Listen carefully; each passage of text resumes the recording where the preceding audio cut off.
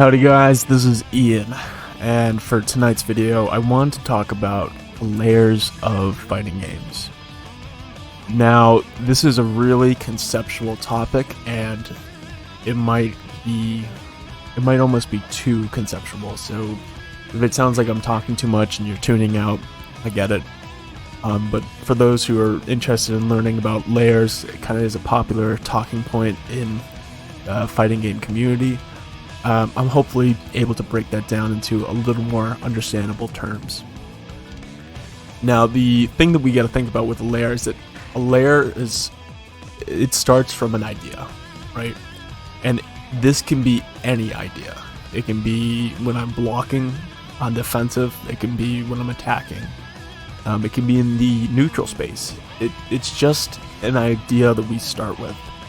So if I'm playing Chipp and I'm fighting against Soul, and this is worth noting, is that it does, your ideas and where you start from the top point will depend on the matchup, right?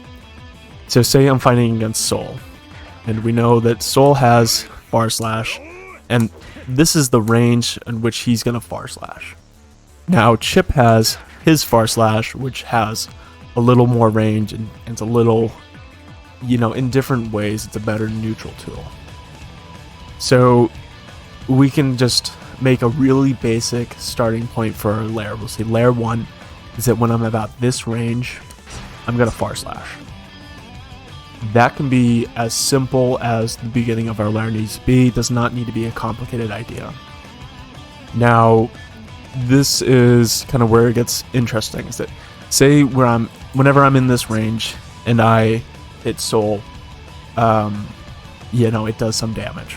Or on block, we're kind of back in that neutral, kind of even. It doesn't really matter. If I just do far slash and that's enough to beat my opponent, I don't need to move on to the next layer. But say we get to the point where I'm doing far slash and Soul is just blocking, right? He's set to counterattack. Let's change that right now so we're not confusing. But you know what? This is where we're at. And we'll say this is the layer 1. The goal is when I'm at this range, I use far slash to either hit Soul or to stop him from doing, for instance, maybe stop him from jumping, stop him from doing his buttons. That's the goal of doing this. Now, when we go on to what we say like the second layer, the second layer is when we basically set the opponent to see this one idea. So when my opponent sees that I'm at this range, they understand that what I'm trying to do is go for far slash. And then they are starting to change their behavior because they have recognized that my idea is doing far slash at this range. The idea that they understand and they recognize that this is my decision making is the most crucial part to creating layers, because if he doesn't respond to it, we don't need to start creating new layers because this first layer works. Like the idea that if they can't respond to what I'm doing, they can't respond to this, and this is how I'm beating them. We don't need to add on to that because it's already working. And if we do try to add on to that and they don't recognize, sometimes you can kind of put yourself into these situations where you're just losing because they're not adapting, but they're still, they're just hitting you because you think that they're going to change their gameplay and they're not. And this is where it's a little bit complicated, right? It's like, when do you know that they've recognized your original idea? Like it's a hard thing to realize. And I'm sure we've all fought players where it just seems like they just do things.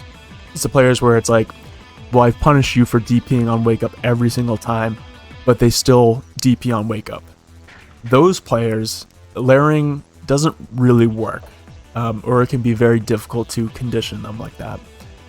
But anyway, so we're at the point where we know the opponent is changing their game plan because they know that at this range I'm going to far slash. And now we have to create the next layer. So say their game plan is just to stand right outside that range, and they will try to whiff punish my far slash. When we can start creating a layer 2, right? So maybe that layer 2 is that we're gonna do a jump, jump H. They know that they're expecting this. Every time that I'm in this range, they might not be expecting that. This is like, it's just one idea of layering, right? There's a lot of, you could make this into a lot of different things. So another one, so this is still layer 2, right? Layer 2 might be, we go for an instant air dash. Layer 2 could also be, we go for a run into throw. And it really depends on how my opponent is responding. So if my opponent is responding by, say he's trying to bait me. So say we're playing neutral, and he is like this, and he FDs and tries to go for a whiff punish, like that. That might be the time where if I run up and throw, that's going to get me. But if I go for an instant overhead, or excuse me, not an instant overhead, an instant air dash, maybe that does catch him. And I think you guys can start to grasp that, like, it starts to get really, really deep in meta. And the most important thing is that we have to have the opponent recognize our decision making. Alrighty guys, so for the next example, we're thinking in a defensive context. So the opponent has a safe jump, right? Now, we can think about this like this, right?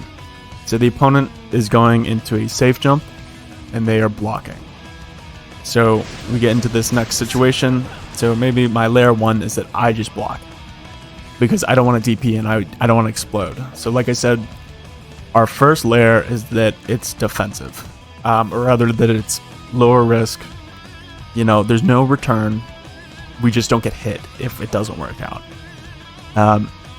Now, say the opponent makes this into a consistent place. Maybe we go into throw to catch them. Okay, so then we'll say that the next thing that they do, they go into something like this, right? Let's see if I set that up right. Nope. Okay.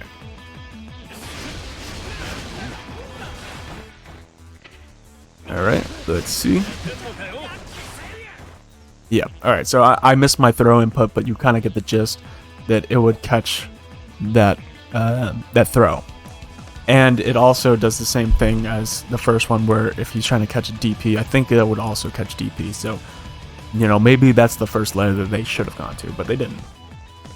We don't need to think about that much, though. So, we understand that the opponent is doing this. I recognize that this is the habit of the opponent. He's going to go into a safe jump, and then he changed his layer because he was getting thrown, so he goes into, a backdash. So once again, we could stay at layer 1. We could stay blocking because we're still safe. It's a really nice one. But if we wanted to do a call out, we could go into, one of our specials. So say we do this, right? It looks ridiculous. You're like, why would you alpha blade on wake up? It's because I understand what he's doing. And now that I'm the one making the adaptation, essentially, we're working on his layers, and kind of creating our own layers in the process. And that's how this goes. It's always a back and forth, because everybody's kind of going into it just based on the responses. So his layer is safe jump to catch DP, safe jump into a backdash to catch throws, and then maybe he starts to challenge because he doesn't want to get alpha blade like this. And say maybe he does block this, but now we're out of the corner. So it's one of those situations. It does seem crazy to do a wake up special move that's 28 frames, or I think that's the startup. But the context is there because we've recognized the habits, and then we can kind of go into those hard call outs. And I really promise this stuff can work. But like I was saying before, on your first knockdown, if your opponent throws you in the corner, you probably don't want to start with a wake up alpha blade. You probably want to start with a block, because it's blocking is safer, it's lower risk, and then we can build on that as we start to understand the opponent's habits. I think that's what we're gonna go with for today. I'm gonna kind of put the footage together, see what it comes out as, and I might come in and add. There are a lot of things to think about when creating layers. I might make that into a second video, but the thing we always gotta come back to is, first off, they need to recognize the idea. That's the first thing. You know, if they don't recognize the idea, then you're just throwing out a Hail Mary, and sometimes that's all right. Sometimes the tool is strong enough that it can catch multiple options, and that, you know, that is something to consider too. So you want your layer 1 to be effective in catching multiple options if it's possible, and then sometimes it's not. But you know, selection on how to start that up is its own, you know, its own challenge. Kind of rambling, so I'm gonna let this go. Let me know what you guys think. It's deeply conceptual. I'll probably make another video talking about this. It's pretty a cool concept, and it's a lot of fun to work with once you have both players on board and you're both adapting and thinking and creating up these, you know, the next layer to adapt to your opponent's layers. It's a lot of use of layers, so let me know what you guys think. Catch you on the next one.